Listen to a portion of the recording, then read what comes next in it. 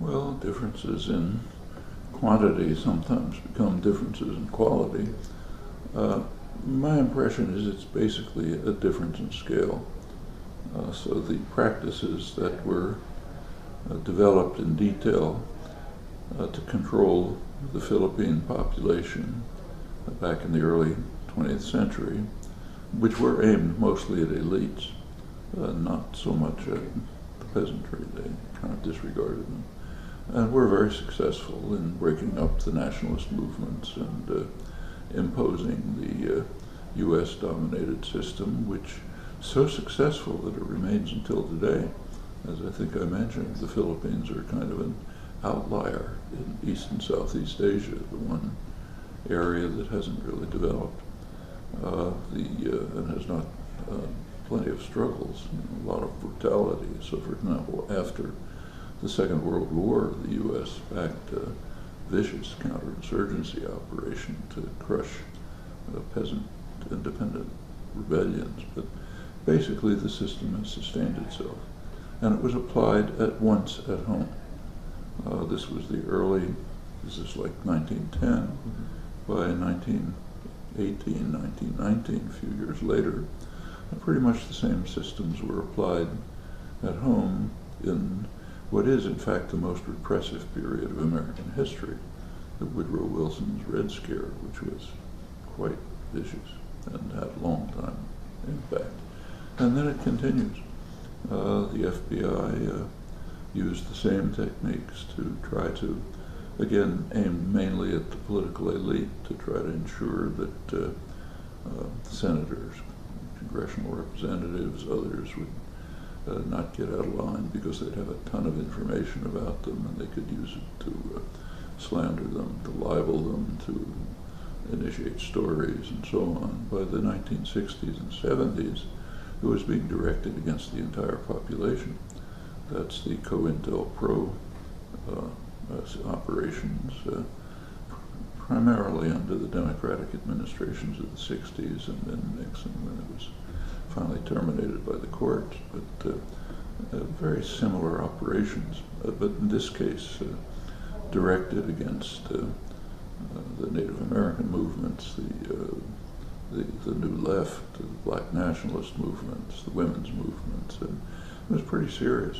It led as far as literal political assassination, forcing suicides, breaking up groups.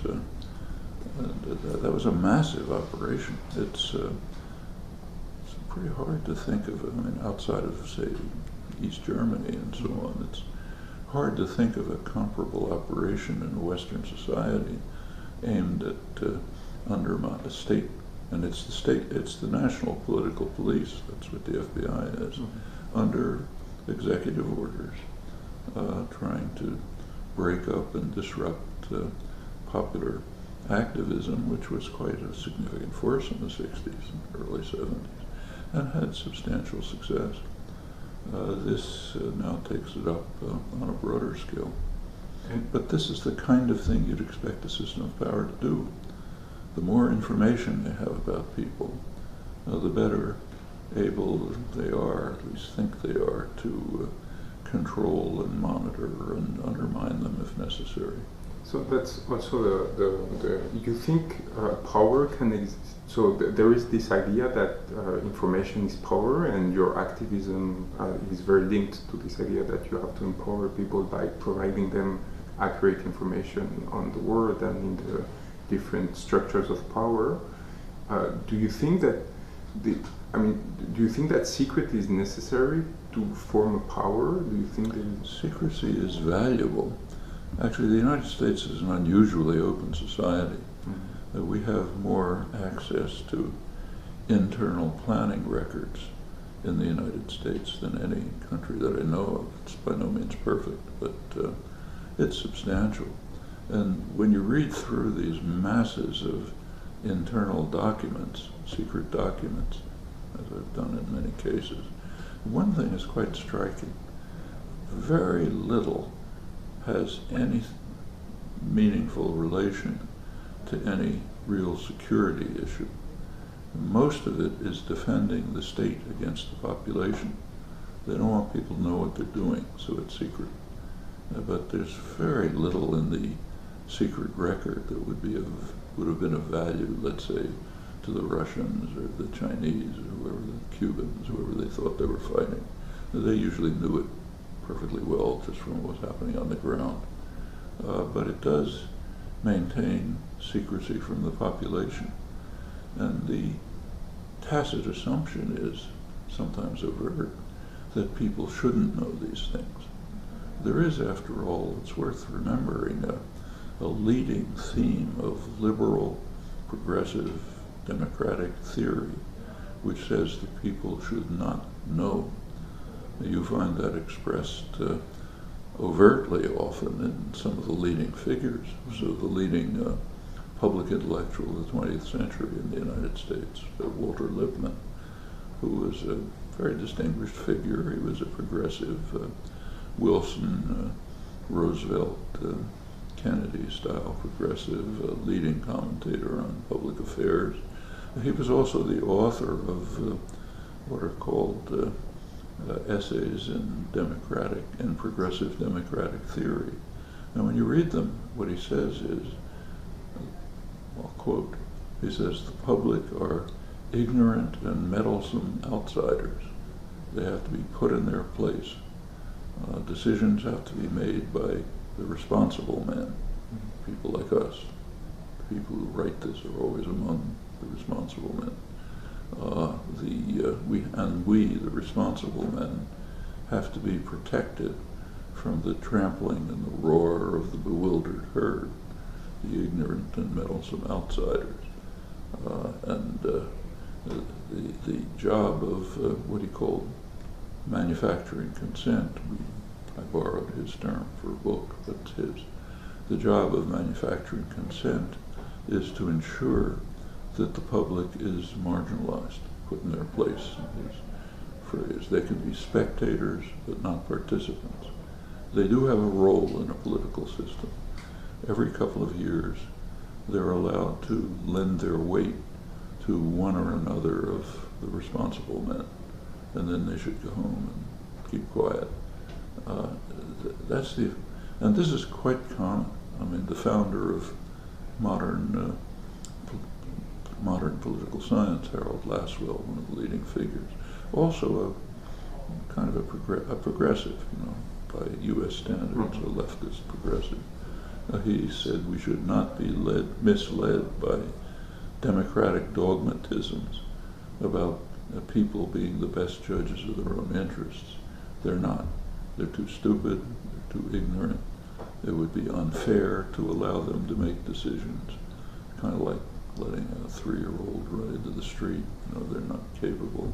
So for their own benefit, we should control them, limit what they do, keep them to the status of observers, spectators of what happens in the political arena. And this is pretty much the way things work. So if you look at academic political science in the United States, one of the major topics that it studies, and studies very well, is the relation between public attitudes and public policy. It's a straightforward inquiry. Public policy, you see it. Public attitudes are available from extensive polling. Polling isn't perfect, but it's pretty good and pretty reliable, and often polls are done quite sensibly. And there's a massive information about public attitudes and public policy, and there are results in the major, kind of gold standard works of political science. Basic result is that about 70% of the population, lower 70% on the income scale, is literally disenfranchised. Their attitudes have absolutely no effect on policy. Their representatives pay no attention to them, literally. So whatever they think is disregarded. As you move up the scale, you start getting a little more influence, that is, more relation between attitudes and policy. And when you get to the very top, which is a fraction of 1%, they're basically making policy. And so they get what they want.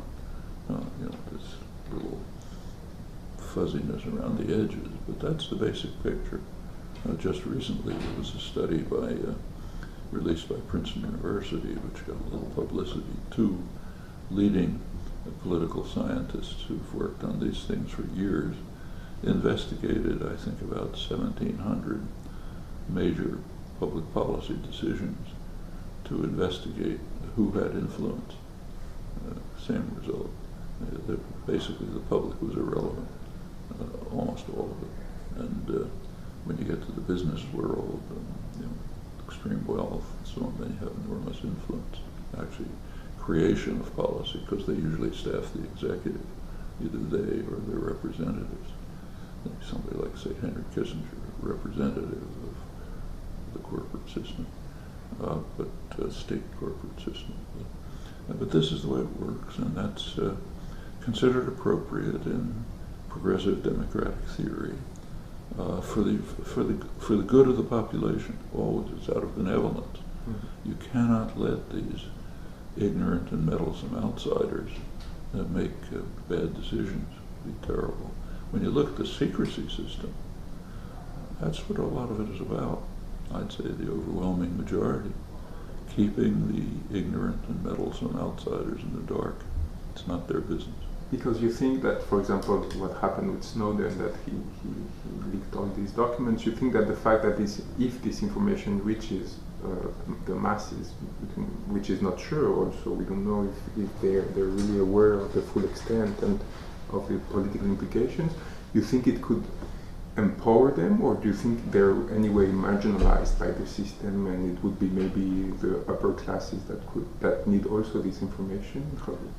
Well, I think the passionate attack on Snowden, as soon as this started with high-level claims that we're going to hunt him to the end of the world and we'll catch him wherever he is and we'll punish him, it shows that they're really afraid. Now, it could be that the fear is paranoia. So, for example, if at the highest level, say, the White House and so on, if they had simply disregarded him, it might have just disappeared. Possible. So their own paranoia may be feeding the system, their own demise in a sense. But it does reflect the attitudes. How much effect it can have, well, we're not sure. So, for example, there were effects. Brazil, for example, withdrew a presidential visit. Didn't quite break relations, but certainly harmed them. And remember, a lot of these Snowden revelations are not just about surveillance of people. They're also about support for corporate efforts to undermine business in other countries. So spying on the negotiators in energy deals to make sure that American corporations have a head up on it and so on. Big corporations in other countries don't like that. Just like Merkel doesn't like the fact that somebody's reading her email. But powerful people and powerful institutions are being harmed sufficiently so that there was a reaction. Congress did start to get concerned when it turned out that the Senate committees responsible for this were being spied on. I should say there's absolutely nothing new about this. So, for example, you go back to the foundation of the United Nations. There was a conference in San Francisco, I think it was 1947, which established the United Nations. Well, it turned out pretty soon that they discovered that the FBI had been bugging the offices of the foreign delegations so that American negotiators could have a step up on trying to get what they wanted. It's a huge fuss made when the Russians do this to the American embassy, of course, but it's done all the time. At this geopolitical scale, I had a question, coming back to what you said about Philippines and the fact that the strategy put in place by the US has still effects more than 100 years later. How can we explain that Latin America has been one of the strongest, has had one of the strongest reactions to all these mass surveillance, whereas we know that the U.S. has always had a very Actually, it's a very significant phenomenon, really historic significance. For 500 years, Latin America had been pretty much in the hands of foreign powers and elite, mostly white elites, tiny elites inside Latin America who accumulated enormous wealth and huge, horrendous poverty in basically rich societies, and always with under the hands of the imperial powers. For a long time it was England, and last century or so it's the United States. Latin America was so taken for granted in U.S. planning that they really hardly even had plans for it. So there were some. So for example, in 1945, when the U.S. was beginning the organization of the world at the end of the Second World War, the U.S. did call a hemispheric conference in Mexico, and the Latin American states came, and the United States imposed, at that point the U.S. could actually impose what it wanted, imposed what was called an economic charter for the Americas, which banned economic nationalism in all its forms.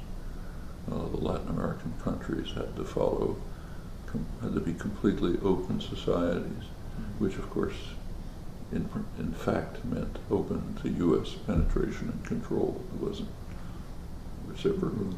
And incidentally, the U.S. itself did not accept these principles. On the contrary, it had a high level of economic nationalism. That's why you have your computer and you're using the internet and so on, all largely state sector actions. And this was, they were concerned at the time with what the State Department called the new nationalism in Latin America, which is driven by the idea that the people of the country ought to be the beneficiaries of their resources. Now we have to smash this down. No new nationalism. That's foreign investors who are the beneficiaries, not the people of the country.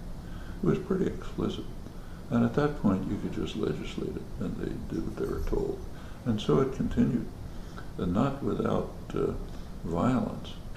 So for example, in the post-Stalin period, violence and repression in the U.S. dependencies in Latin America was much worse than in Eastern Europe, much worse.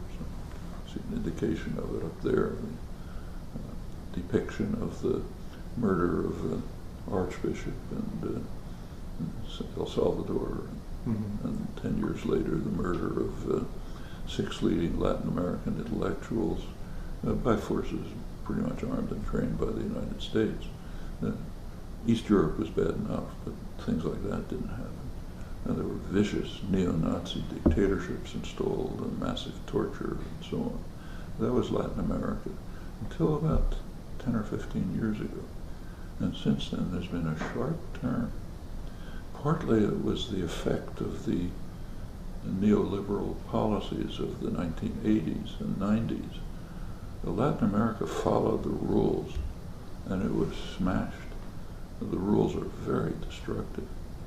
Countries that didn't follow the rules, like South Korea and Taiwan and so on, they did fine. But Latin America observed them, and it was a very harsh couple of decades, and there was a reaction. There was also finally a reaction to the U.S.-backed or sometimes U.S.-imposed dictatorships. And for a variety of reasons in the last roughly decade, 20 years maybe, Latin America has for the first time in its history moved towards, first of all, integration, some degree of integration of the countries. They were very separate from one another, and a degree of independence. And it's pretty remarkable. What you described here in the NSA is one example, but there are many others. One of the most striking examples had to do with the CIA torture programs. The worst torture programs, by far, were what was called extraordinary rendition. That's a program where you take somebody you're interested in, you suspect him or you think he has information, you send him to your favorite dictatorship, Assad in Syria, and Mubarak in Egypt, Gaddafi in Libya, and make sure that he's tortured sufficiently so that he comes out with something. And then, you know, maybe have some information, maybe not. There was a study recently, about a year ago, of the countries that participated in extraordinary rendition. Most of Europe, England, Sweden, all participated, probably Italy, I don't remember. The Middle East, of course, because that's where you sent them to be tortured, and most of the rest of the world. One exception, no participation from Latin America, which is doubly significant. First of all, because Latin America used to be the backyard, they did what they were told. Secondly, because during the period of U.S. control, Latin America was one of the world's centers of torture. Now they refuse to participate in U.S.-run torture. It's pretty significant. Even Colombia? Even Colombia.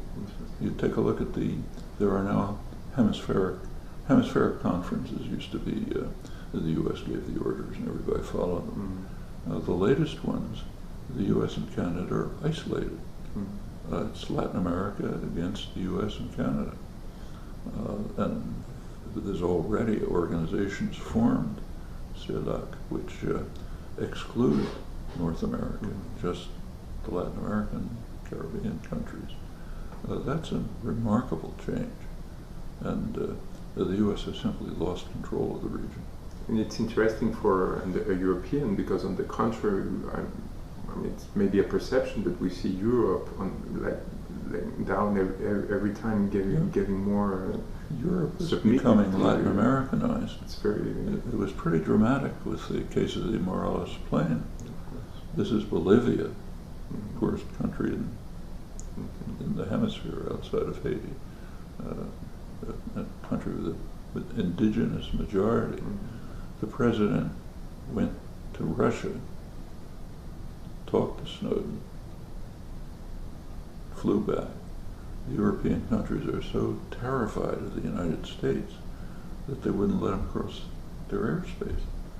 They're cowering in terror, the Europeans, because the master might be angry at them. Meanwhile, Latin America, the poorest country in South America, is defying the United States. It's pretty remarkable. It's very troubling also. It should tell Europeans something about their cowardice. Especially since we come from, I mean, there was a period, and during because you can understand that in the Cold War, there could be like a legitimizing, I mean, could legitimize the influence of the US, but it's, for example, in France, it's especially since the end of the Cold War that there's been this alignment, like they enter NATO without, and it's difficult to understand what happened actually, what was the treatment. First of all, during the Cold War, remember that part of the reason for NATO, significant part, was to keep Europe under control. As long as you had NATO, Europe's dependent on the United States. And efforts to move in an independent direction, which did exist. De Gaulle, Willy Brandt's Ostpolitik, others, were very much feared in the United States. There was fear of what was called a third force. Russia, the United States, and Europe had become a third independent force, which it could have. Europe's population is bigger than the United States, and advanced industrial societies, in many ways more advanced than the United States. If Europe wanted to, it could become an independent force, and the U.S. didn't want that. And that's, I think, a large part of the reason why NATO remains and is even expanding, though there's no Russian threat. They can try to concoct one, but it's ludicrous. It's partly to just keep Europe under control. So yes, there was, pressure to.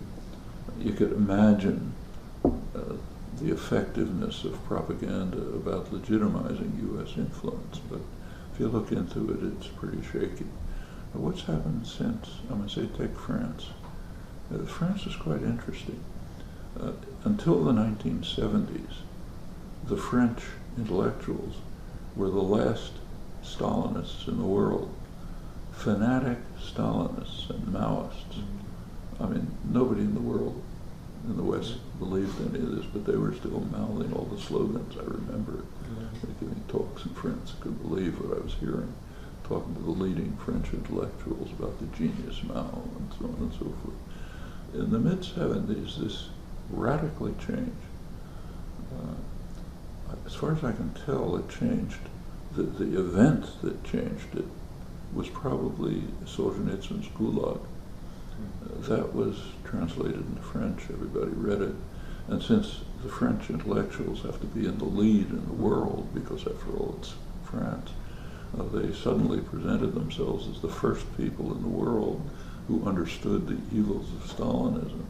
And these great intellectuals were writing articles with great self-praise about things that I knew when I was 10 years old, because everybody knew them. But there were obviously factors behind it, but there was a shift among the intellectual classes from a weird form of Stalinism, Third Worldism, Maoism, and so on. Not everyone, of course, but a substantial part, to becoming the most reactionary sector of the Western intellectuals, and of course praising themselves for their magnificence and discovering what everybody always knew. In fact, it's kind of comical when you look at the predictions, and it continues like that. It's a very strange. There's this kind of a strain of hysteria in the culture, which is interesting to investigate. I think a lot of the postmodern, sometimes say excesses, grow out of that. But and you had similar things happening in the other countries. What the reasons are, well, interesting to investigate, but the tendencies are clear. I wanted to ask you about coming back to this question of we talked yesterday also about the way, can we resist legally, or do we have to resist legally, or and there is a question, for example, secret services escape by nature to the public scrutiny, and in a way, is it possible to control them like through democratic means? I mean, the secret services? Yes, there's like a contradiction between the democracy and it should be controlled. And not just the secret services, but things like, say, Gladio, which is still largely secret. Some bits and pieces of it have come out. It did appear to be involved in the neo-fascist terror in Italy in the 70s and so on, probably other things. There's not much research. Daniel Ganser in Switzerland is one of the few researchers. But that should be publicly exposed and under public control. And the same with the secret services. In the United States, after the NSA exposures, there were some measures passed in Congress to limit or restrict the right of the executive to, say, spy on Americans, but very limited. But that's really a question of public pressure. If there's enough, it can be eliminated. But you still believe that, in a broader way, because we're in an era in which the state is a universal form. Did you ever question the fact that we needed a state as a state altogether? Yes, or at the national, or just at the national level. I think all my life. That's why since childhood I've been very much attracted by anarchist ideas. The nation state is not some kind of universal property. It's a special construction, mainly in Europe, spread over the world with European imperialism and settlement. And it's in many ways a very destructive system.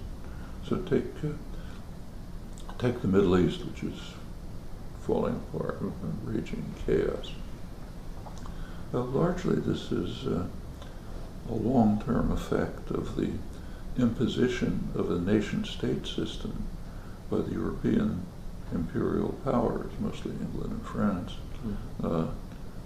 for their own interests, not for the interests of the people. So take, say, Iraq.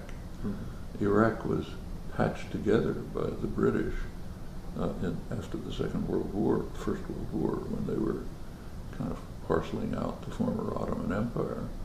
It was put together in such a way as to, the boundaries were drawn by Britain to ensure that England, not Turkey, would have control of the oil fields near the Turkish border, and Kuwait was established as a British-run principality, primarily in order to bar Iraq's free access to the sea. So mechanism control. And that put together Shiites, Sunnis, Kurds, other minorities, Turkmen, who weren't particularly hostile, but had basically not much to do with each other. This is done for imperial interest. The same was true of the French took Syria, Lebanon, did the same thing. The British took Palestine for geostrategic reasons primarily. It was kind of like a cover of the Bible, said this and that, but the whole region's in turmoil. And if you look around, look at Africa, there's violence everywhere. Almost all of it, when you look at it, has to do with the nation-state systems that were imposed by the European powers for their own interests, drawing lines that broke tribes in half, let's say, and putting people together who were hostile. Or take, say, Pakistan and Afghanistan.